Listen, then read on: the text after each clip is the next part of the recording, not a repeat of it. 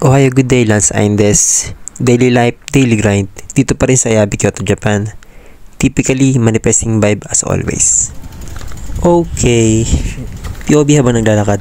Oh my god. Flex ko lang ito, nakita ko na SUV Lexus na nakapark. Pusang gala, manifest ka sa akin malala. Aray ko! Not being so literal na materialistically. Necessity naman ng car, yun nga lang, Lexus kasi. And mataas ang inflation rate. Pero kasi manifestation, above the sky's the limit. Universal law of attraction, frequency is granted everything what you really desire. Sobrang pit kay Sir Lance.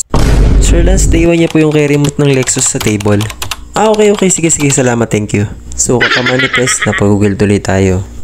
2024 model, SUV Lexus RX 350. Okay na rin para may konting idea sa car specs. And yung price niya is 7,600,000 yen. And dalawang variant siya, premium tsaka premium plus. In Philippine money, around 3 million pesos. Not bad. One of the most reliable car in the industry. Based sa survey, 4/5 rating in terms of overall reliability.